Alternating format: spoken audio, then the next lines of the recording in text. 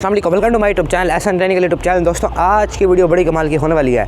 इस वीडियो में मैं आपको बताने वाला हूँ कि कैसे जो है आप फिक्स कर सकते हैं डिस्प्ले एरर को। तो दोस्तों मुझे काफ़ी लोगों के कमेंट्स आ रहे थे मेरी वीडियो पे कि हमारा जो कंप्यूटर है उसका जो CPU है मतलब कि PC जो है वो तो चल जाता है, लेकिन हमारा जो मॉनिटर है जो LCD है उसका जो डिस्प्ले है वो शो नहीं हो पा रहा। उस पर जो ऑरेंज लाइट है वो खड़ी हुई है और उस पर जो डिस्प्ले है वो डिटेक्ट नहीं कर पा रहा। जो वीडियो केबल है वो भी ठीक है, उसमें जो पावर केबल है वो भी ठीक है, लेकिन फिर भी जो हमारा CPU है वो डायरेक्ट नहीं कर पा रहा मेरे LCD को। ये वीडियोस बहुत ही कम आपको यूट्यूब में मिलेंगी, शायद एक यूट्यूब पे बहुत ही गिने चुने बंदों ने इस प्रॉब्लम का जो सोल्यूशन है वो बताया हो। और आज की इस वीडियो में बिल्कुल गारंटी से बताने वाला हूँ आपका कंप्यूटर इंशाल्लाह बिल्कुल ठीक हो जाएगा। अब कैसे करना है अपने इस प्रॉब्लम को फिक्स, उसके लिए मुझे आपको अपने CPU की तरफ लेकर जाना पड़ेगा। दोस्तों अब हम जो है अपने CPU पर आ चुके हैं और इसे आप सबसे पहले अपने ठीक करने के लिए क्या करना है, इसे जो है खोल देना है अपने। तो सबसे पहले जो है हम इसे CPU को जो है यहाँ से खोल देते हैं। तो यहाँ पर जो है आपने CPU को खोल देना है और आपका CPU जो है वो यहाँ पर आ जाएगा। और मैं जो हूँ आपको थोड़ा सा जूम करके दिखा दूँ, कुछ इस टाइप का जो है आ जाएगा।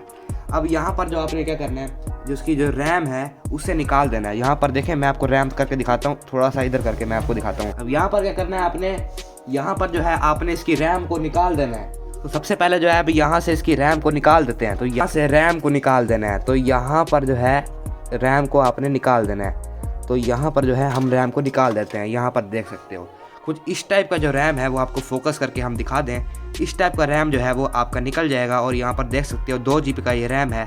अब आपने ऐसी जो है जितनी भी रैमें लगी हुई हैं आपने जो है इन सबको निकाल देना है। और एक प्रोसेस मैं आपको बताने वाला हूँ, उसे आपने करना है, फिर आपका जो है कंप्यूटर के अंदर डिस्प्ले आ जाएगा। तो सबसे पहले यहाँ पर हम सारों को निकाल देते हैं। तो यहाँ पर देख सकते हो हमने जो है निकाल लिया है और दूसरे को भी हम यहाँ से निकाल लेते हैं, तीसरी को भी यहाँ से आपने निकाल देना है। तो यहाँ पर जो है दोस्तों देख सकते हो हमने जो है रैम्स को जो है वो यहाँ से निकाल लिया है। क्या करना है आपने, यहाँ से जो है एक रबड़ ले लेना है। तो यहाँ पर हमने एक रबड़ ले लिया हुआ, मैं आपको यहाँ पर दिखा देता हूँ। ठीक है दोस्तों, अब यहाँ पर हमने जो है, अब दोस्तों यहाँ पर आप लोग देख सकते हो ये जो आप देख रहे हैं ये ऑरेंज लगी हुई है, यहाँ पर आपको फोकस करके दिखा सकता हूँ मैं।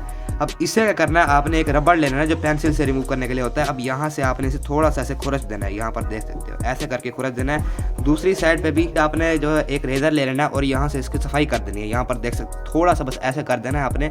और ये जो है आपकी अब रैम जो है बिल्कुल फिट हो चुकी है, यहाँ पर देख सकते हो। दूसरी रैम को भी ऐसे ही कर लेना है आपने। यहाँ पर देख सकते हो दूसरी रैम भी हमने ले लिया है। अब इसको भी आपने ऐसे जो है रबड़ के तरीके से जो कर देना है, यहाँ पर देख सकते हो ऐसे कर देना है। यहाँ पर आप लोग देख सकते हो, ठीक है। ऐसे करके जो है इस तरह आपने इसे एडजस्ट कर देना है और इसे जो है इस तरह थोड़ा सा साफ़ कर देना है। यहाँ पर आप लोग देख सकते हो, ठीक है। यहाँ पर ये वाली रैम जो है वो भी अब सही हो चुकी है बिल्कुल।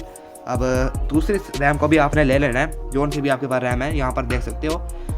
यहाँ पर आपने इसे भी जो है इस तरह इस के तरीके से साफ़ करना है, इस तरह करके, ठीक है दोस्तों, इस तरह साफ़ करना है। ये देखें इस तरह जो है आपने रैम को जो है अच्छी तरह साफ़ कर लेना है।